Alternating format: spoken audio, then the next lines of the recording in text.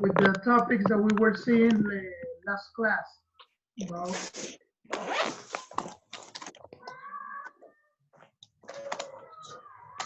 today we're gonna start, guys, with basically the genres in the English literature of the 19th century. The genres, also we're gonna describe them, and I'm gonna give you some authors that are most important of this type of movements or genres. The genres that exist in this type of literature are poetry, novel, theater, nonfiction, gothic, and supernatural literature, and children's literature. Between all these genres, that you already know, the poetry is the basic model to express in verses different type of descriptions about life, about any topic that you want to write in literature. The novel is an extense a way to write, and it's also narrative. It's a narrative genre in which you try to describe also different topics, but with a extensive type of writing. And theater, as you know, the theater is to express in a play with different type of characters and environments, also topics that they were affording in that time. The nonfiction, guys, the nonfiction are all essays, articles, all the type of writings that are not based on something that is not real.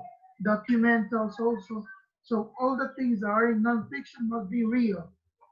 As I told you, documentals, historical narratives, historical novels also that are based on real dates. The Gothic, guys, the Gothic and supernatural literature is mostly all the type of horror and literature that you can see. Oscar Wilde, the picture of Dorian Gray, is part of a Gothic literature. So we can consider as a Gothic literature because we have a lot of supernatural stuff over there. And the children's literature, well, children's literature are based on fables, on that type of stories that you learn as you were a child. So these are the genres that we're gonna see in this type of literature. First of all, we're gonna start with the novels. The novels obviously was one of the dominant genres in the Victorian period.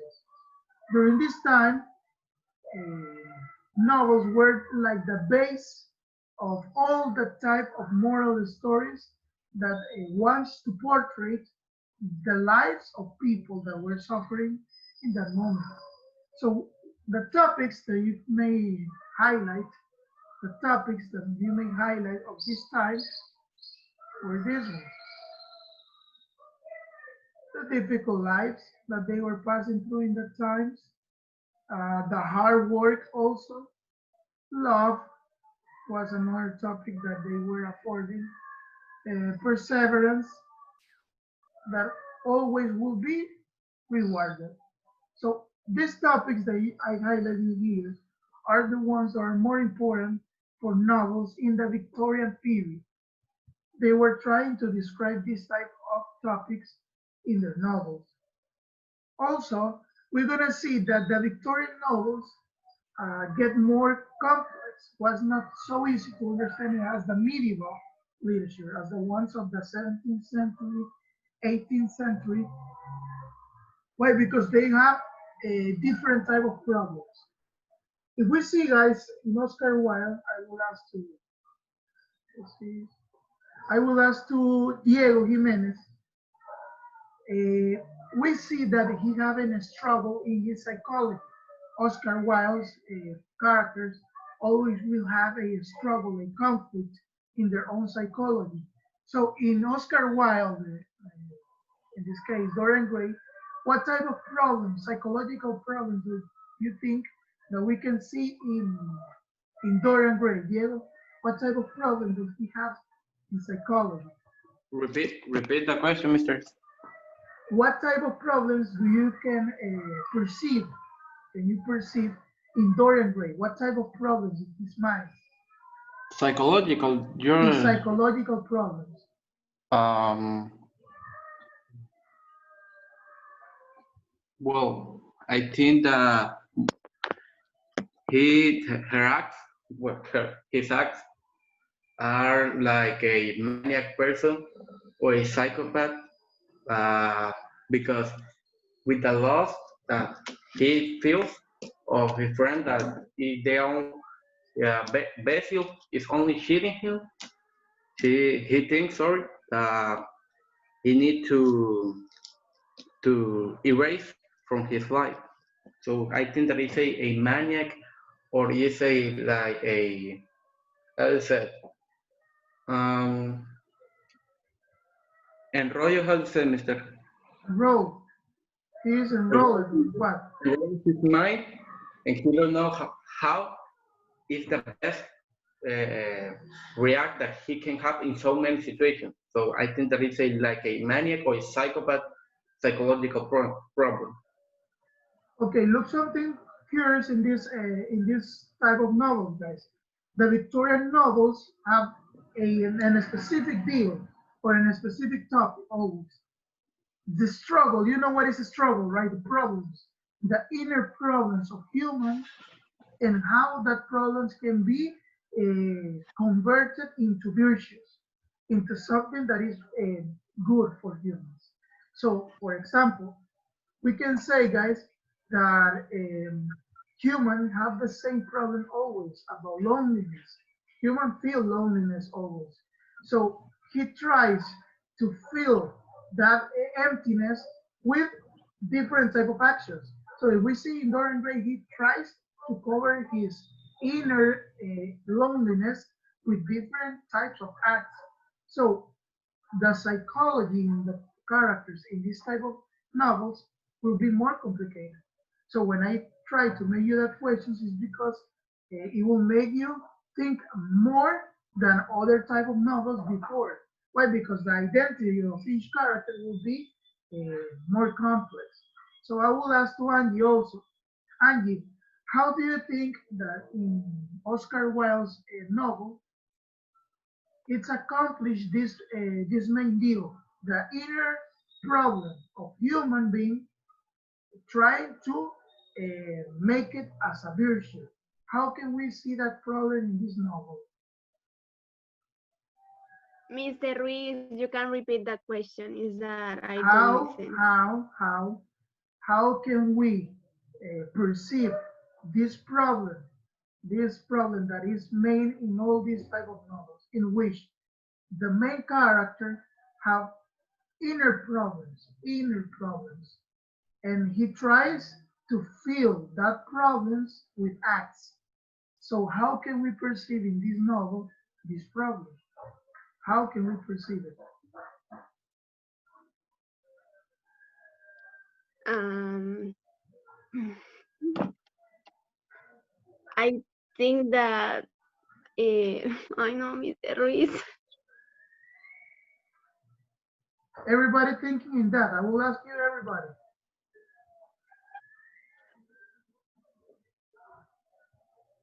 How Dorian Gray is like the example, a better example of a somebody that have inner problems and tries to change that personality to show virtue. How? How is this? How can we describe it in the novel? If I ask you that, how can it be described? Put me an example That with he Dorian. was influenced by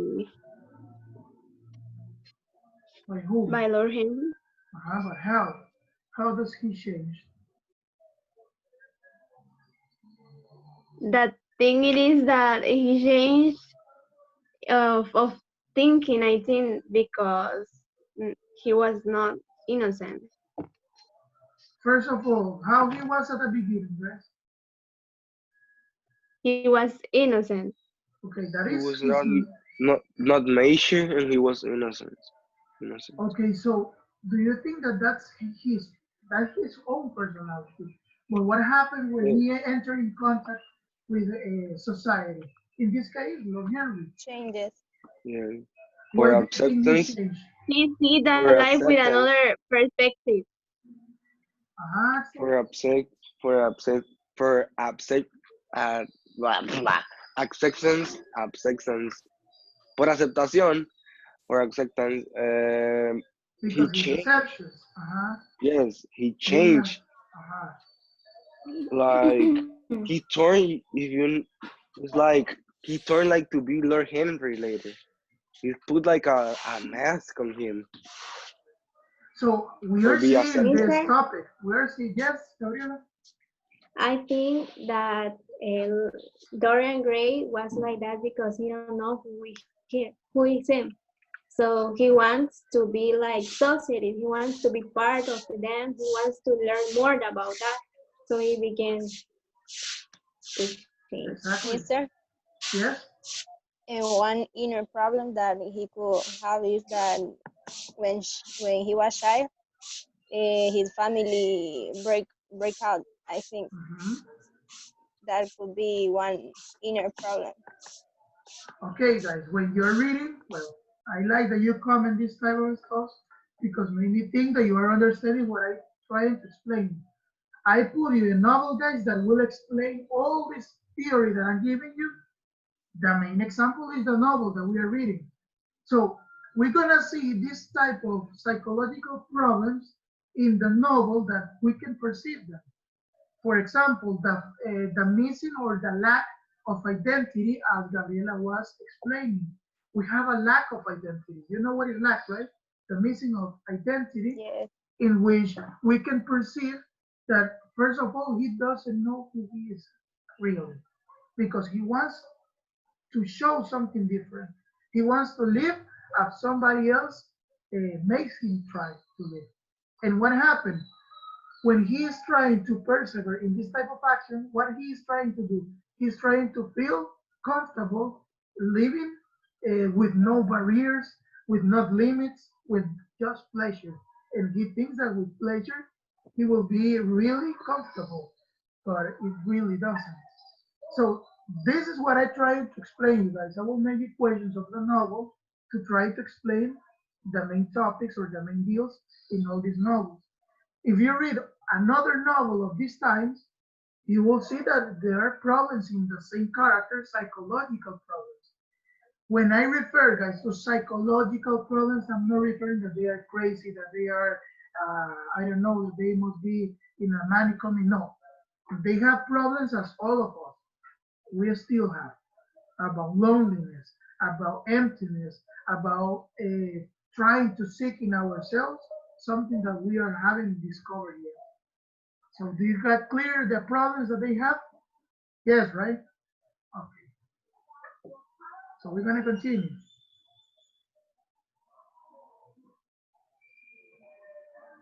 We have here, guys, some novelists that are one of the most important novelists.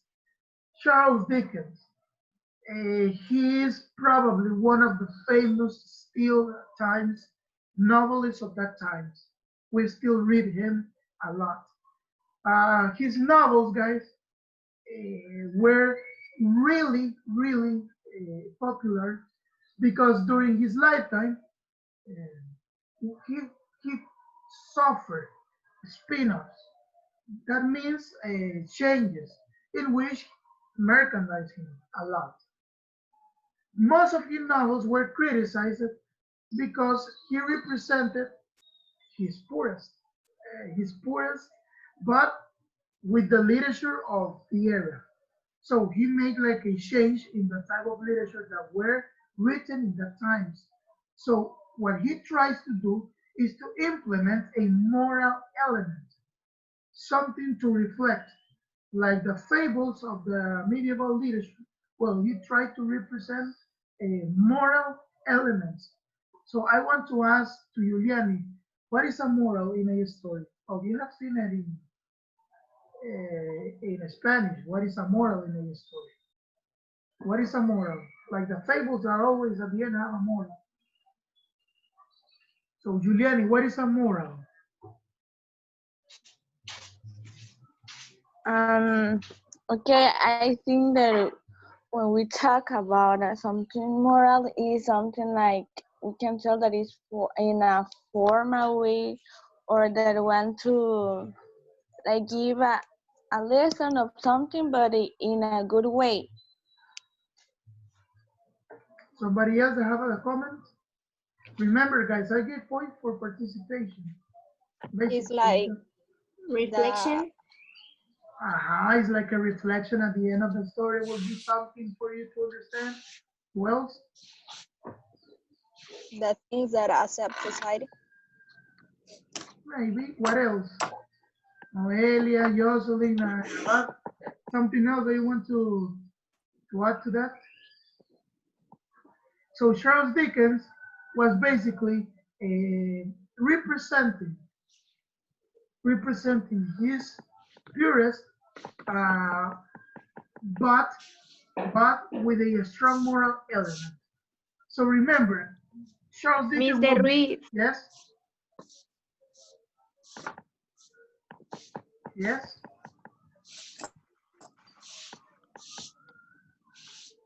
Yes, Sanji, I'm listening. I am not listening you well. Is that I think that is the señal. It's very heavy. Yeah, maybe it's that. So, what I was trying to explain you guys is that Charles Dickens, his main characteristic was the last one. He will always have a strong moral element inside the tales. That's one of his famous characteristics in his novels.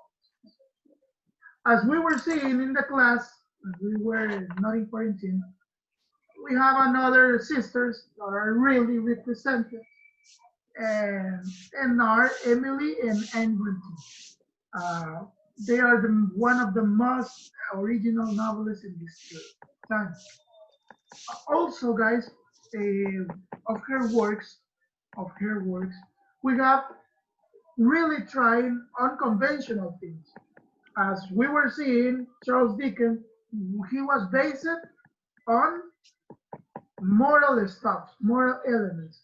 But these ladies were focused on this type of themes, such as, look, violence, deep desire of freedom for freedom, wilderness of a spirit, obviously because they were ladies, feminism, and also the supernatural events.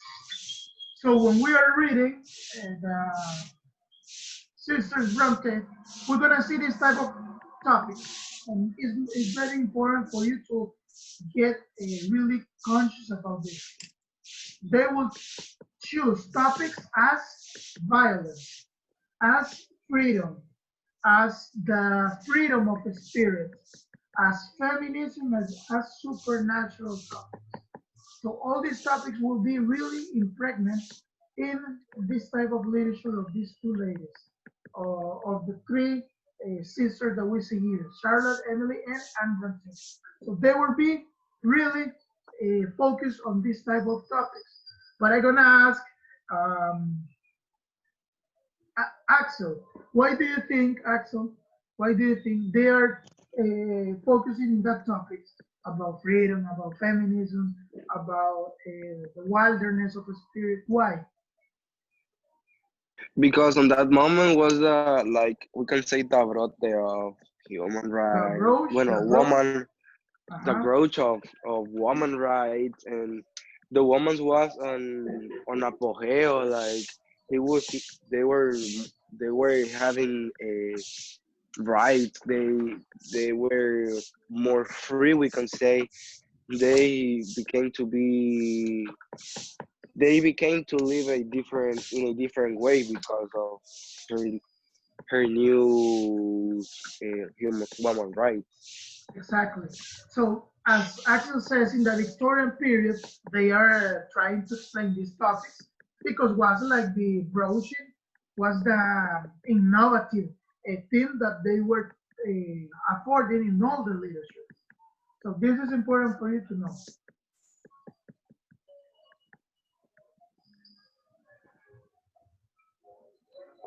And we're gonna finish for today with this author, William Makepeace Thackeray. he began as a paradise. Who is a paradise? Does you know who is a paradise? Do you know who is a paradise? Anyone? Do you know what is a paradise? Someone that made parody? Well, Parody. yes, but what is a parody? Or who is a paradise? Imitating things. Hmm? Who? Like an imitation. But with what purpose? It's a real. Yes? Like comic. A parody is, I think, like sarcasm with sarcasm. No. Sarcasm. Yes. Basically, is to tell something with a humorous way, but criticizing. For example, if you make a parody of something real, it means that you're gonna make laugh of it, but with a critic to it. Also, a satirist is basically related to the sarcasm and touching really critical stuff with a humorous way.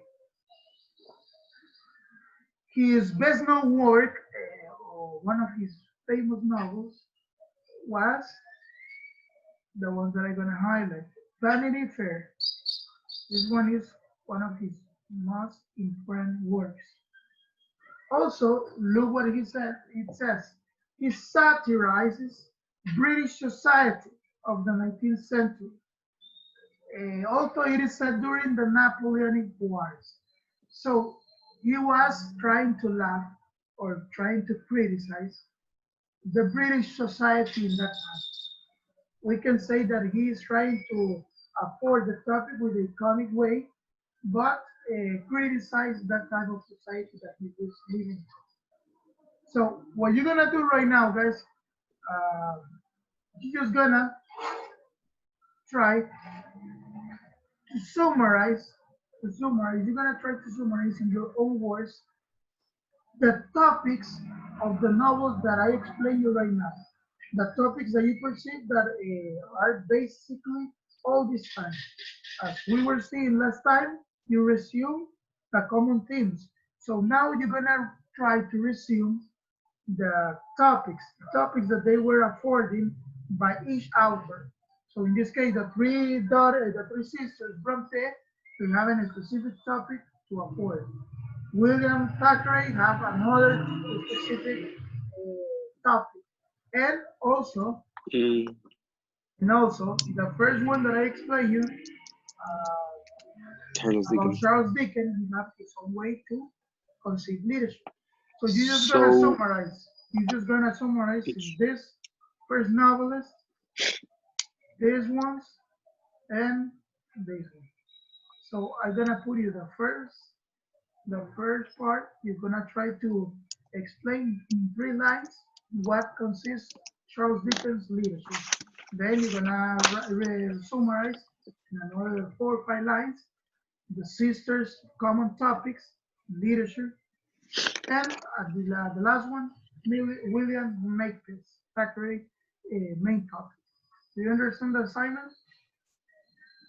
Just The novelists were going to summarize. Exactly. You're gonna summarize.